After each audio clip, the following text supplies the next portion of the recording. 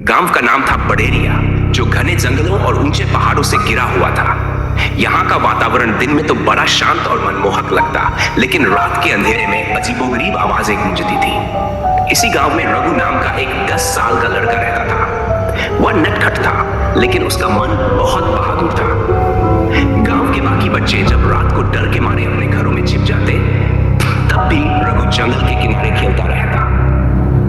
रघु की पहली मुलाकात भूत से। एक दिन शाम के समय रघु अपने खेतों के पास खेल रहा था। अचानक उसे पास के पुराने पीपल के पेड़ के नीचे हलचल महसूस हुई। जब उसने गौर से देखा तो वहां एक सफेद कपड़ों में लिपटा हमउम्र बच्चा खड़ा था। उसके चेहरे पर मासूमियत थी, लेकिन उसकी आंखों में एक अजीब चमक थी। रघु ने पूछा, तुम कौन हो? मैंने तुम्हें पहले कभी गांव में नहीं देखा। उस बच्चे ने धीमे से जवाब दिया, मेरा नाम अर्जुन है, मैं तुम्हारे गांव से दूर रहता हूं।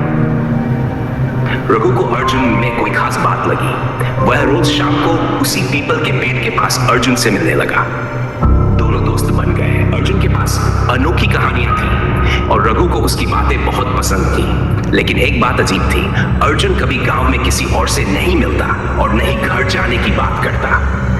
अर्जुन की सच्चाई। एक रात रघु ने अपने दादाजी से अर्जुन का जिक्र किया। दादाजी का चेहरा अचानक गंभीर हो गया। उन्होंने कहा, बेटा, इस गांव के बाहर कोई अर्जुन नहीं रहता, लेकिन बरसों पहले अर्जुन नाम का एक बच्चा जंगल में खो गया था और फिर कभी नहीं मिला। रघु चौंक गया। उसने दादाजी की बातों को अनसुना किया और अगले दिन फिर अर्जुन से मिलने चला गया।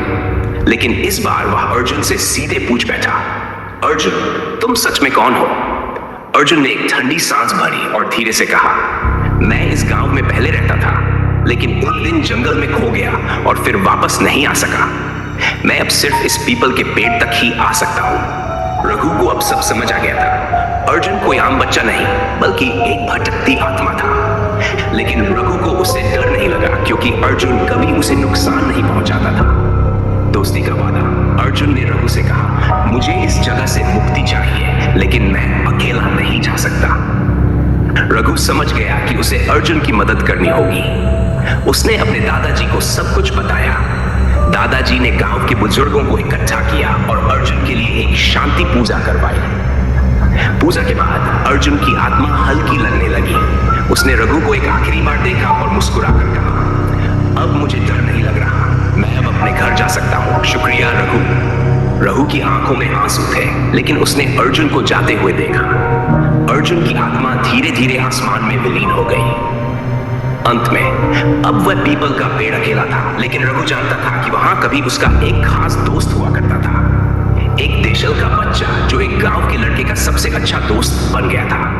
और इस तरह एक भूत और एक लड़के की अनोखी